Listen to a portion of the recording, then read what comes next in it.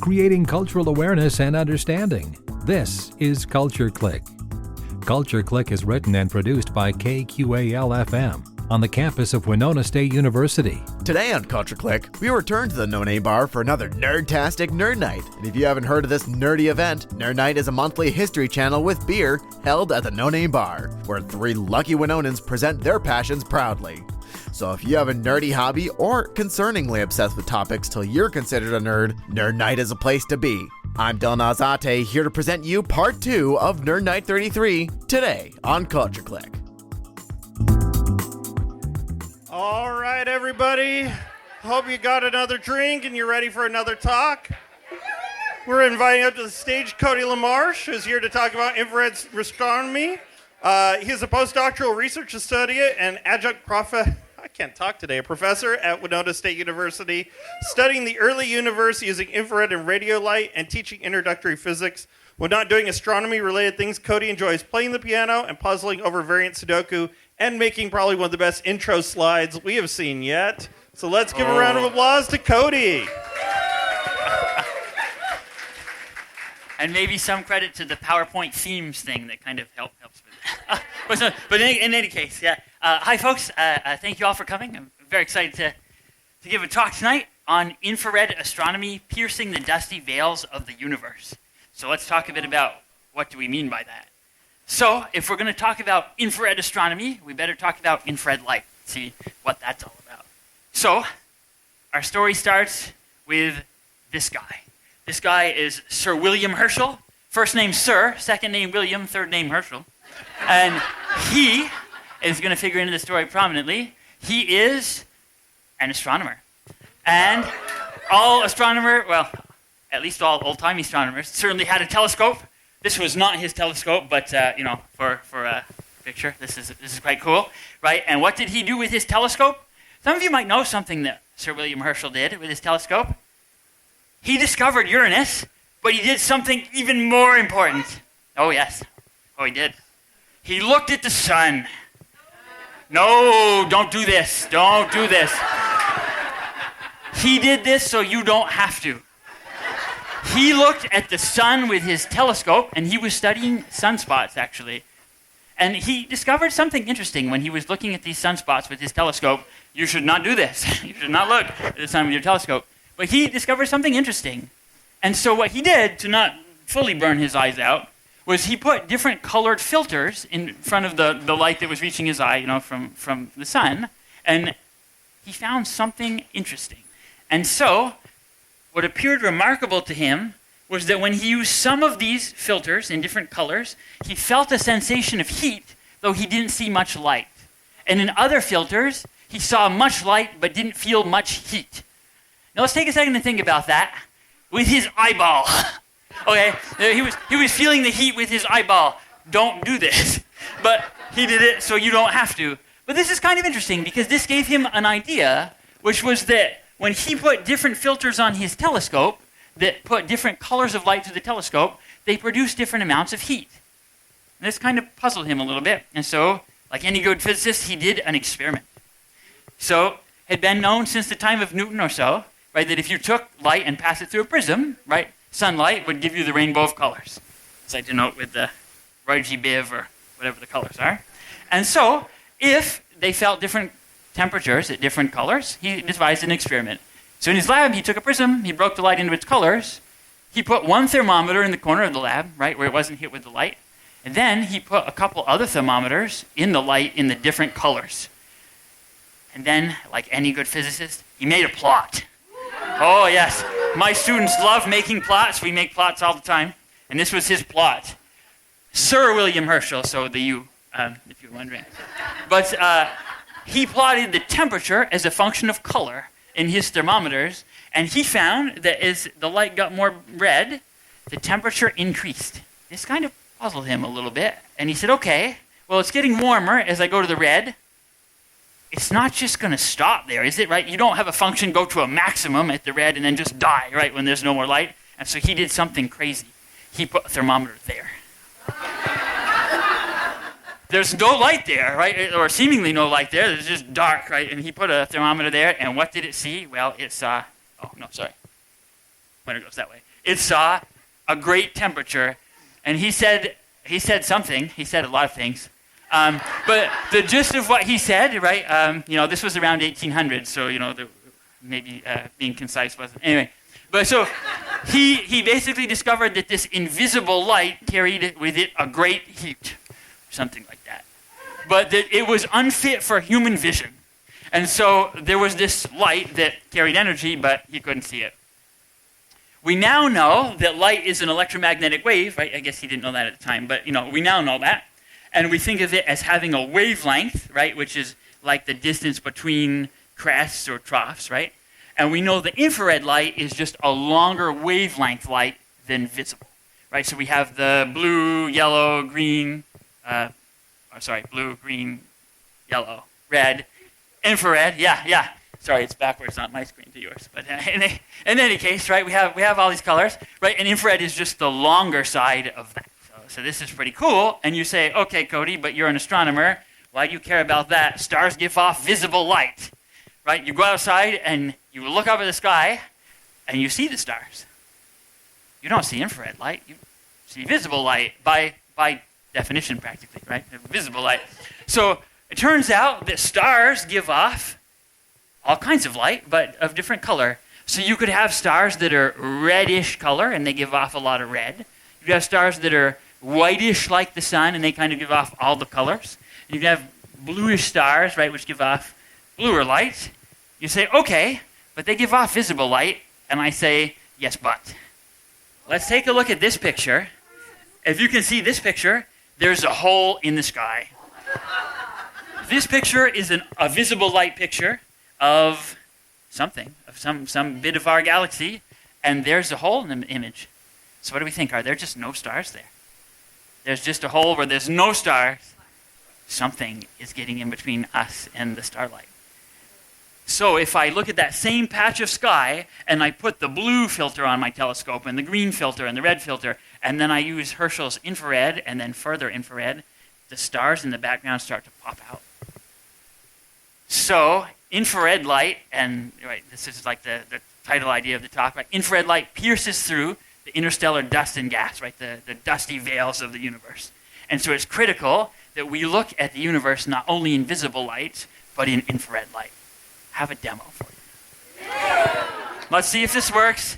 You might, whoever it doesn't sound, you might want to just mute me for a second because I'm going to put on my infrared shirt here. If I could have the infrared camera fired up, please. Well, I used to do demos with kids with this demo, and we would just put it right over the top because they fit in the bag. It was great fun. But only when a scientist is around, and you don't ever pull it. Right, yeah. But in any case, the parents did that look. The second part of that demo was I got out a blowtorch. But in any case, so if we can pass around the infrared camera, I've now put on my infrared shirt, right, where you can't see any visible light of me, but you might see that the infrared light is passing through. So this was a picture, right, of me taken in. Okay, this is the problem. Okay, picture of me taken in the office earlier today that you can see me through the visible light blocking shirt. And so just like visible light can get blocked in galaxies, right? Same idea, right? So infrared light can get through. This is quite exciting. Okay. Oh, I won't take it off. Yeah, I'll continue with the talk, but I'll leave my infrared shirt on, and I'll use the pointer strategically. Okay. Does anybody know what this is? Orion. Okay, you knew that faster than I did. Not a very good astronomer. This is what his head and shoulders and his belt and whatnot. This is invisible light, but we can also look at this in infrared light. Looks like that. Look at the amount of light from star formation that's coming from these star-forming regions that we can't see in the visible light. And this region here is the star-forming region that you see in the optical, right, in the visible part of the spectrum. In any case, we continue. So there's a star-forming region here, which you can see clearly in the infrared because that light that's blocked by the dust and the gas escapes in the infrared. It's very exciting. But we don't only see this with constellations in our own galaxy, we can see this with entire galaxies too. So this image here is a Hubble Space Telescope image taken in the visible part of the spectrum, right? This is like red, blue, green, whatever. Next is coming the JWST image. Pick your favorite galaxy on the screen and stare at it. Ready? 1, 2, 3. Look at the stuff that has popped out now. Okay, all of these red things that you're seeing, this is a false color image, by the way. You couldn't see the infrared, right? False color. So the reddish is like infrared. Look at all these things that popped out.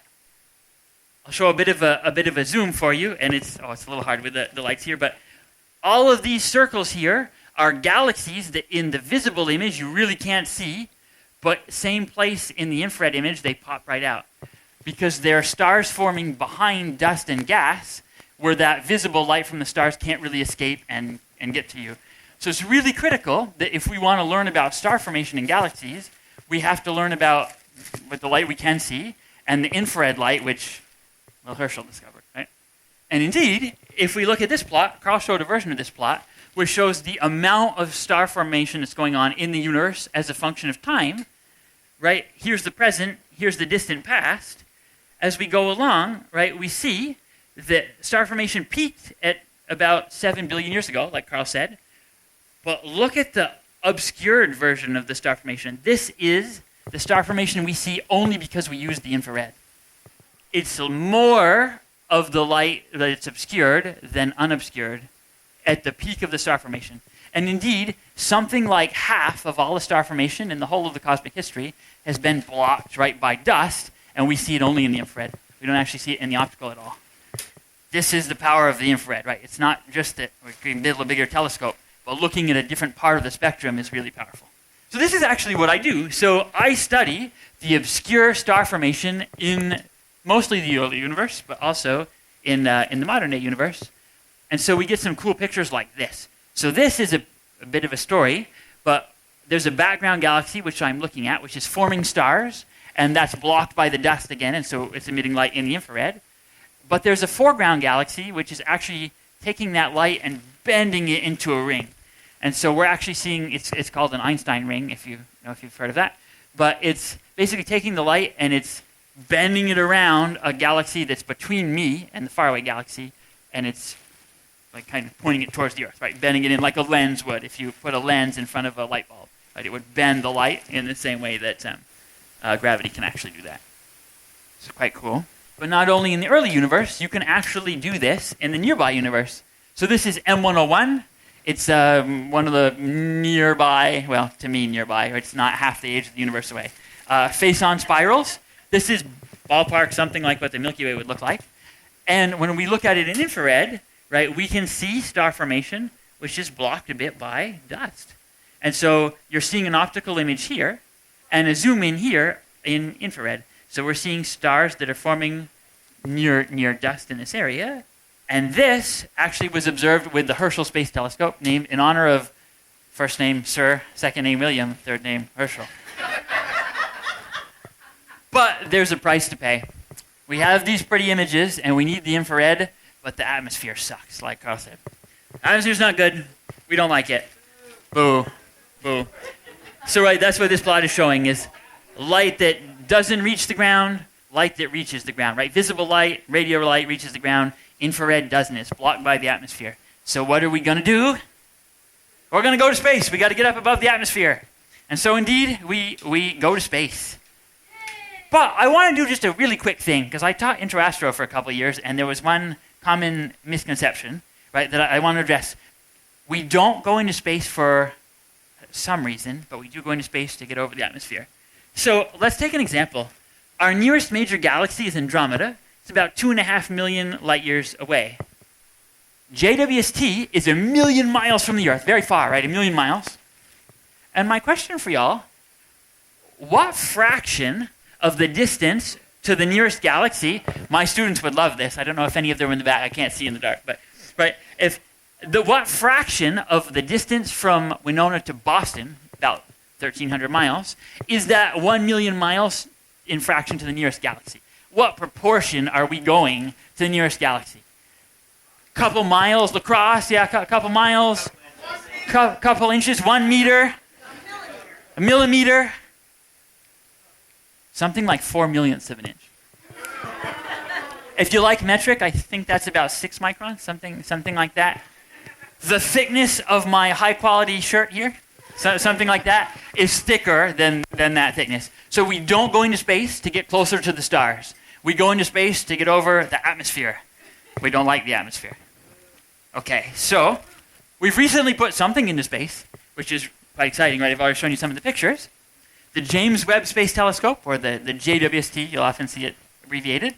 Its primary mirror is something like 6.5 meters across, 21 feet and a bit, something like that. It observes in the red part of the visible spectrum out into the infrared. So if you remember like our Herschel picture, like reddish bit and the invisible rays that carry heat, like it looks at those. And it looks at galaxies, solar system planets, exoplanets, right? It looks at a bunch of things. And sometimes you see a number and you say, oh, well, 6.5 meters, like how big is that? Tennis court for scale. Right? It's about that big. It sees really, really faint things. Okay? Really, really faint things. Another question for you. These are always fun. Participation by the audience. JWST can see faint galaxies. Imagine now, so we got rid of the illegal incandescent bulbs or the 100 watts or whatever. The new version is 10 watts. Still in my mind it's a 100 watt light bulb, but you're 10 watts. And my question is for you, how far away could JWST see this light bulb if I put it in dark space? WSU campus, maybe a mile away? Minneapolis, 100 miles, something like that? And New York City, 1,200 miles? Farther. The moon, 250,000 miles? Good Lord. Farther. 5 million miles. 20 times the distance to the moon. That's what $10 billion gets you. I mean, this is the power to see a light bulb at an ungodly distance. But not only that, right? These faint galaxies, and okay, the ones that are faint enough that the light's kind of washing out, but you can imagine, right? They're little blobs and stuff like that here. That's the faint stuff that we want JWST for, right? A big telescope in space looking at these invisible rays that we need to map star formation. Because remember, half of the star formation is hidden behind this dust.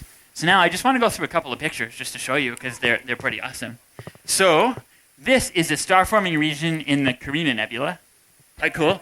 Hubble. So remember, Hubble is the optical telescope. It's like my age, and it works in the optical. Still works. That's pretty exciting. And so we see this picture, but now I'm going to change to the JWST picture. So pick your favorite image, or part of the image to look at, and on 3, 1, 2, 3, look at what's happened.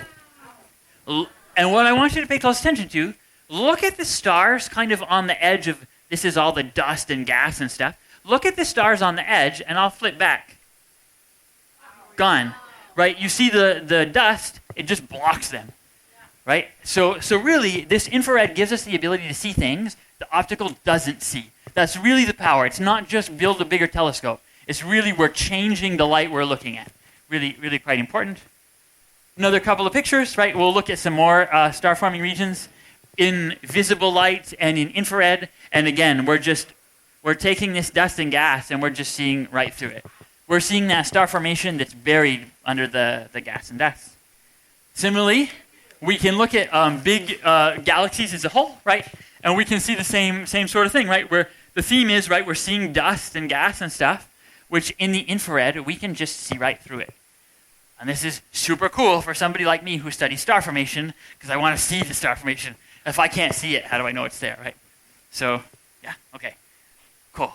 So, let me put up my summary, but I think you know my summary, because it's like one big point is that infrared light penetrates through gas and dust, where optical light doesn't. And half of all the star formation in the history of the universe has been blocked by dust and gas and stuff. And so we really need this infrared light, and JWST and other telescopes like it, which can see this infrared light. I'll leave you with a nice picture from JWST, and I'll take any questions you have. Thank you very much. So, real quick, I'll just grab your name and what you're doing here for Nerd Nite. Hi, I'm Cody LaMarche. I'm a postdoc at Winona State University, and I was giving a talk at Nerd Nite on infrared astronomy. Awesome. Is this your first Nerd Night? It's the first talk I've ever given. I've attended several Nerd Nights, but the first Nerd Night talk I ever give. Yep. Awesome. How'd you feel after performing your first Nerd Night? It was a lot of fun. I mean, one of the more kind of fun, spontaneous, interesting talks I've given. So I really enjoyed it.